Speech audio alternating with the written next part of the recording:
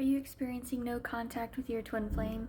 Maybe they've stopped responding to your messages, or you haven't heard from them in weeks, months, or even years. I'm Abigail, and I've been exactly where you are. Over the past 4 years on my twin flame journey, I've experienced multiple periods of no contact. So today I'm going to share with you what I've learned about why this happens, what it really means, and most importantly, how to move through it in a way that brings you peace regardless of what's going on around you.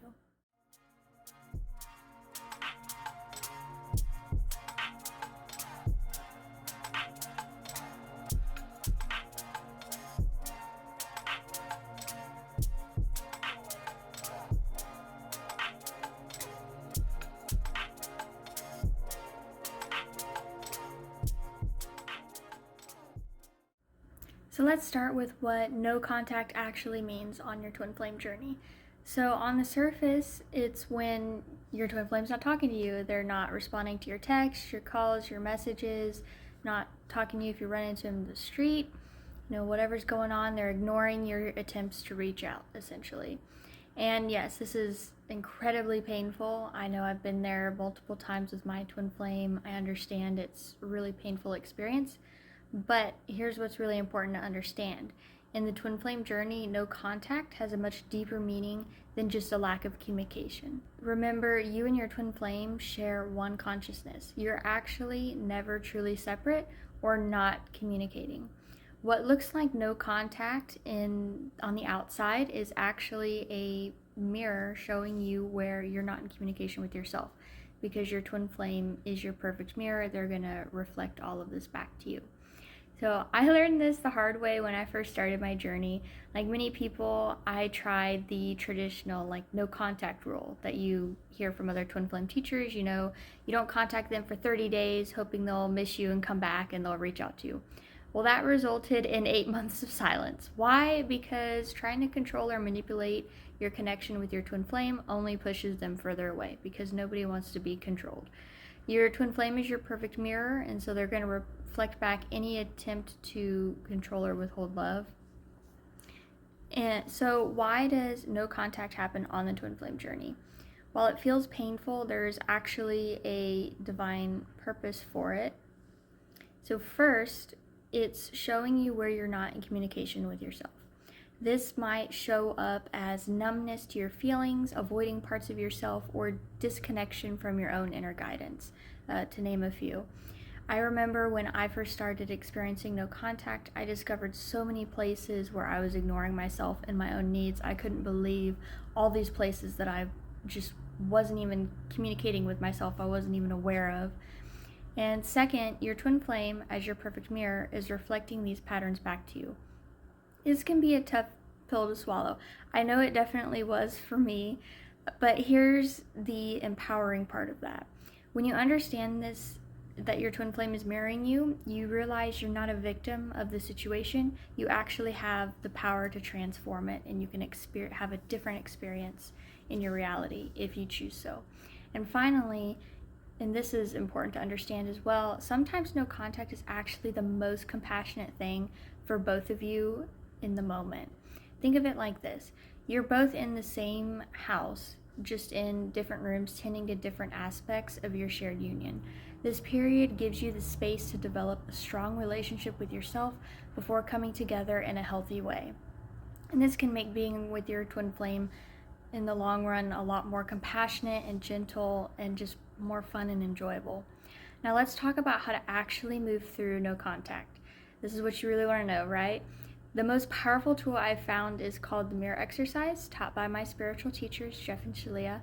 This is the only tool you'll ever need on your journey, though I highly recommend getting some support to move through it, because that makes all the difference. So I feel what would be best is for us to go through a mirror exercise together so you can see how it works. So, common mirror exercise for no contact. So there's 4 steps in the mirror exercise. In step 1, we identify the upset in a clear, concise sentence. So, I'm upset with my twin flame because he or she is not communicating with me. All right, there's step 1. So now we move to step 2. In step 2, we flip all of the nouns to pronouns to point them at ourselves. So our step 2 would be, I'm upset with myself because I'm not communicating with myself. All right, clear and simple for step 2. And then we can move on to step 3. So in step 3, we ask ourselves, is this true? Hence, the answer is always going to be yes, because it's in your experience. Now, what exactly does that mean? People can get tripped up here, so let's take a moment here and pause and look at this. So in step 3, we are taking responsibility for how we feel. We're feeling into where we're not communicating with ourselves, and there's a lot of different ways that we can not be communicating with ourselves, ignoring, numbing out, etc. We don't need to overanalyze in step 3 exactly what's going on. You just want to connect with your feelings so you can identify where you're not communicating with yourself and just connect with that part of you that's not communicating with yourself. And then you go to that part and you can begin to have a dialogue with that part of yourself. So, moving on to step 4. So step 4 is the juicy part. This is where we're going to love ourselves. So in step 3, we felt into our heart, and we can feel that place where we're not communicating with ourselves. So if you're moving through this mirror exercise with me, which I highly encourage you to do so, you can close your eyes for just a moment and really feel this place within you that's not communicating with yourself. You can bring them up and invite them to come up to you, or you can sit next to them, whichever feels best for you, and just notice what they look like. Are they a child version of you? Do they look like you now? Just invite that part of you to tell you what he or she needs to feel loved in this place where you're not communicating with yourself. And just listen. They might say they need attention, they need love, they need compassion, they need understanding, they need presence. Whatever it is, really listen and then give that to yourself. Just take a moment here and do that. Just really take all the time you need. If you need to pause the video, feel free. Really make sure you feel complete here. So giving yourself what you need might feel like giving this part of you a hug, giving them your undivided attention while they talk to you, or wrapping them up in a blanket. Whatever it is, really give them all of what they need in this space, and you're going to know when it's complete because you're going to feel a sense of relief here. You're going to feel deeper peace here in this place where you weren't communicating with yourself, because now you are communicating with yourself. So just take a moment here. And when you feel that relief, you've completed it. And you can ask this part of you if they're ready to come home, and you can melt this part back into yourself. And you can pause for a moment and do that. And when you feel ready, you can go ahead and open up your eyes. And this is how you complete the mirror exercise. So often a lot of people can get tripped up in step 4. So if you find step 4 difficult, there's a really good visualization for this in Jeff and Sheila's book, Twin Flames, Finding Your Ultimate Lover. I highly encourage, if you want to go deeper with the mirror exercise, the book is a good next step for that. And it has a lot more detail about the mirror exercise itself as well. It's a great resource for you too.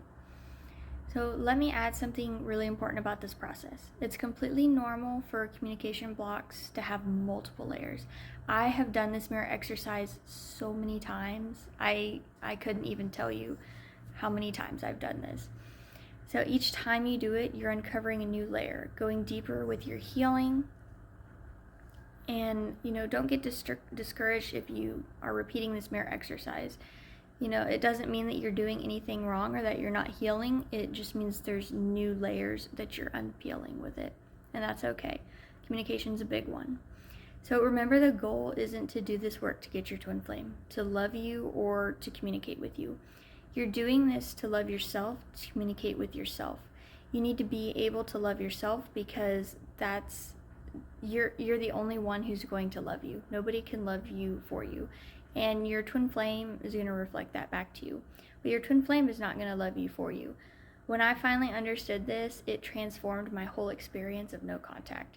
Instead of seeing it as something to fix, I began to see it as an opportunity to deepen my relationship with myself. And I was able to find a lot more peace in these periods of no contact as well. So remember, union happens in your heart first. It happens within, and then as you expand that feeling in your heart, you expand the union in your heart, it manifests in the external for you. Yes, no contact is a very painful experience, but it can be moved through and healed, and you can find deeper peace here and really embrace the growth that's presented to you. So the mirror exercise is what's going to help you heal, and it's important to get the support of a coach as well.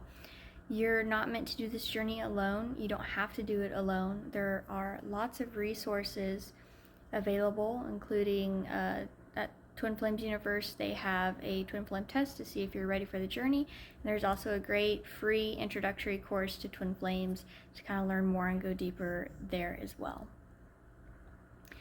So if this video helps you, please give it a like and subscribe to my channel for more Twin Flame guidance. I'd love to hear about your experience in the comments below. What aspects of no contact are you currently moving through? And let me know if there are specific topics you'd like me to cover in future videos, or anything in this video you'd like more depth about or anything. Just let me know how your journey's going. Yeah, so thank you for watching. I appreciate you being here, and I hope you received a lot of love and what you're needing here, and I will see you in the next video. Bye bye.